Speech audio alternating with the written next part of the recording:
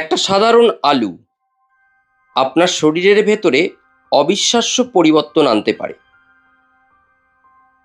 বিজ্ঞানীরা বলছেন এই আলুর একটি বিশেষ অংশ আপনার পেটের ভেতরের গাট ব্যাকটেরিয়াকে প্রচণ্ড শক্তিশালী করতে পারে। শুধু তাই নয়, আপনার শরীরে বেড়ে থাকা বেয়ারা টাইপের ব্লাড সুগারকে ঘাড় ধরে টেনে নিচে নামাতে পারে। কি একটু অবাক লাগছে তাই না? আলু তাও বা সুগার কমাবে! এমনকি এর বিশেষ গুণের জন্য এটি আপনার খিদে কমিয়ে দিতে পারে। এমনকি আপনার ঘুমের মানও খুব উন্নত করতে পারে। অবাক করা বিষয় হলো, এটা রান্না করা আলু নয়, এটা হলো র পটেটো স্টার্চ। কাঁচা আলুর এই স্টার্চকে বিজ্ঞানীরা বলেন রেজিস্ট্যান্ট স্টার্চ। এটা আপনারা নিশ্চয়ই শুনেছেন। আর এটি আপনার শরীরে কাজ করে একটি পাওয়ারফুল প্রিবায়োটিক ফাইবার হিসাবে। চলুন জানি সত্যি এটা কতটা শক্তিশালী, সত্যি এটা কিভাবে কাজ করে। বিজ্ঞানের আলোকে আজ আপনাদের এটাই বুঝিয়ে বলবো। তাহলে প্রথম পার্টে আমাদের জানতে হবে আনমডিফাইড পটেটো স্টার্চ কি।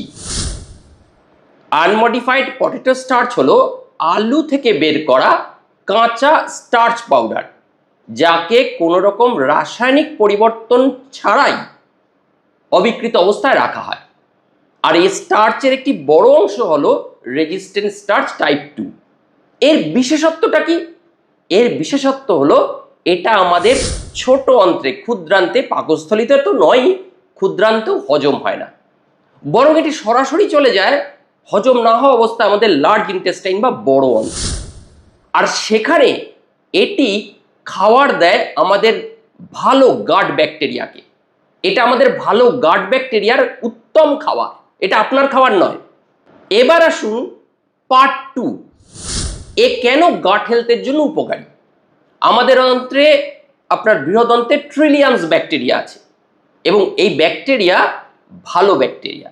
এই ব্যাকটেরিয়ারা যদি ভালো থাকে তাহলে আপনার শরীরের অনেক সমস্যা নিজে নিজেই কমে যায়।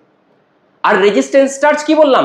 এই ব্যাকটেরিয়াগুলোর জন্য প্রিবায়োটিক খাবার। মানে এই ব্যাকটেরিয়াগুলো যখন এই রেজিস্ট্যান্ট স্টার্চ মানে আলুর এই অংশটাকে খাবে, তখন তারা আপনার শরীরের ভেতর তৈরি করবে বিউটাইরেট নামে একটা উপকারী ফ্যাটি অ্যাসিড। এই বিউটাইরেটটা তাহলে কি, কেন এটা উপকারী?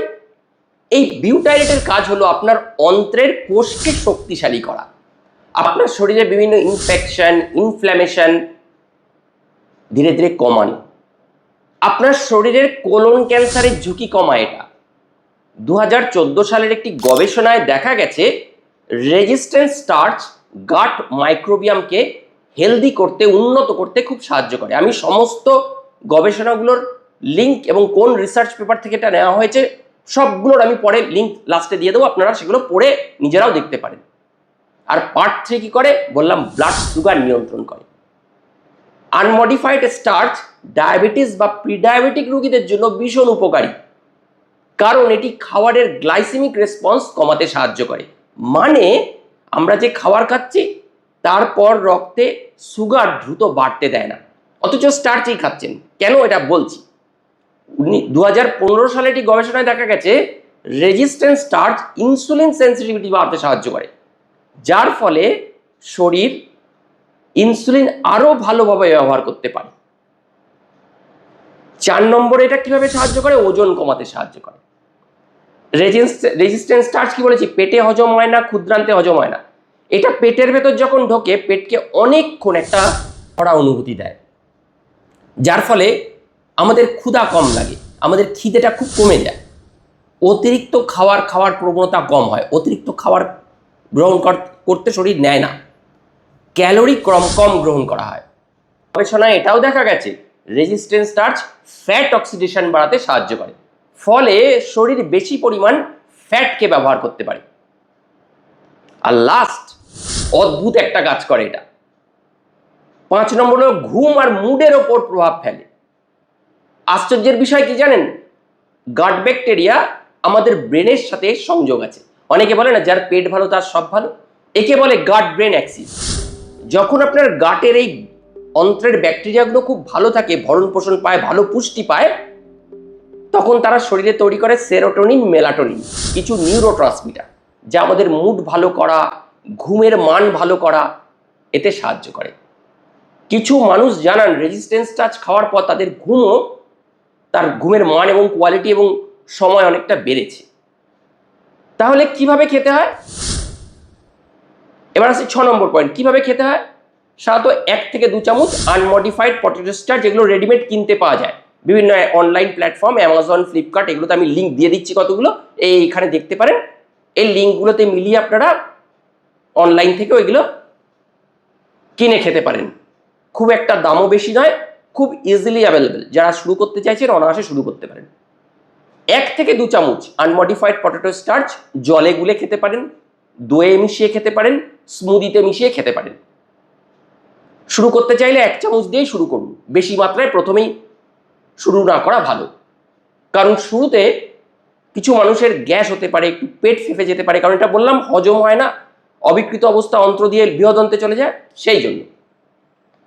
তাহলে গুরুত্বপূর্ণ কিছু সতর্কবার্তা, কিছু মনে রাখার জরুরি বিষয়: রান্না করবেন না, জলে গুলে দইয়ে মিশিয়ে, স্মুদিতে মিশিয়ে ডাইরেক্ট খাবেন। 1 চামচ থেকে স্টার্ট করুন, সহ্য করতে পারলে 2 চামচ 3 চামচ খান, পেট ভরা থাকবে। অন্যান্য গ্লুকোজ, ভাত, রুটি, এগুলোর খাবার পরিমাণ কমবে, সুগার ভালো কন্ট্রোল হবে, ওজন ভালো কন্ট্রোল হবে, ধীরে ধীরে ডোজ বাড়াবে। যাদের আইবিএস বা গুরুতর গাটের সমস্যা আছে, পেটের সমস্যা আছে, তারা ডাক্তারের, আপনার ফিজিশিয়ানের পরামর্শ নিয়ে খাবেন। আর এই অনলাইনের লিঙ্কগুলো আমি দিলাম, এতেই আপনারা পেয়ে যাবেন এগুলো। এবার আলুর স্টার্চ দেখতে কেমন?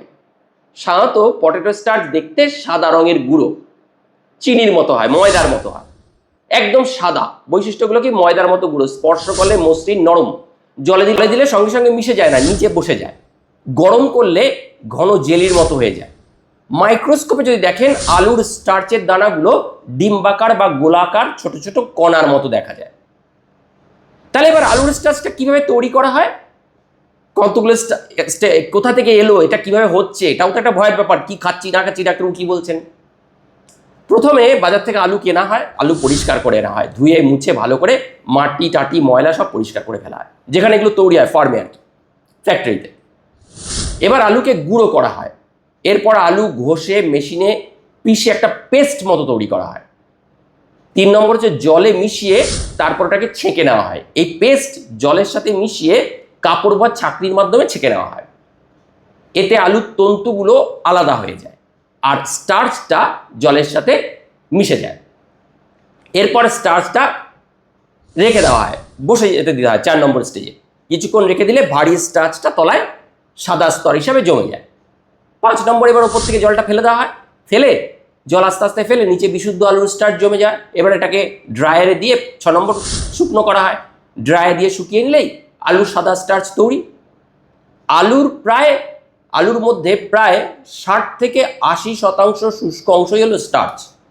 রান্নায় এটি ঘন করার উপাদান হিসেবে ব্যবহার করা হয়। বিভিন্ন রকম স্যুপ, যে আপনারা স্যুপ খাচ্ছেন, হ্যাঁ, সেই স্যুপের মধ্যে, সসের মধ্যে এটা দেওয়া হয়। অনেক মানুষই এটা নিয়ে একটু এখনো ভয় পাবেন, অনেকে জানতে চান কিভাবে করতে হবে, বলে দিলাম, কিভাবে খেতে হবে সেটাও বলে দিলাম, কোথায় পাওয়া যাবে সেটাও বলে দিলাম। যারা আরও পড়তে চান, আমি এই লিঙ্কগুলো দিয়ে দিলাম, এই লিঙ্কগুলোতে আপনারা পড়তে পারেন। তাহলে একটি নতুন সাধারণ খাবারের কথা বলেছি, একদম সহজলভ্য আনমডিফাইড পটেটো স্টার্চ আপনার গাট হেলথ, ব্লাড সুগার, মেটাবলিজম উন্নত করতে, ভালো করতে সাহায্য করতে পারে। আপনি কখন আগে রেজিস্ট্যান্স স্টার্চের কথা শুনেছেন? যদি শোনেন কমেন্টে জানান শুনেছি। এরকম আরও অনেক বিজ্ঞান ভিত্তিক তথ্য পেতে আমাদের চ্যানেলটিকে সাবস্ক্রাইব করতে ভুলবেন না। রেফারেন্সগুলো আমি আবার বললাম, আবার দিচ্ছি, রেফারেন্সগুলো আপনারা পড়বেন। তাহলে যদি পড়তে পারেন, আরও অনেক তথ্য আপনারা পাবেন এবং আরও দৃঢ়তার সাথে এই রেজিস্ট্যান্স স্টার্চ ব্যবহার করতে পারবেন।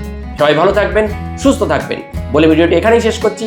শীঘ্রই একটি নতুন ভিডিওতে আমাদের আবার দেখা হবে। ততক্ষণের জন্য বিদায়, নমস্কার।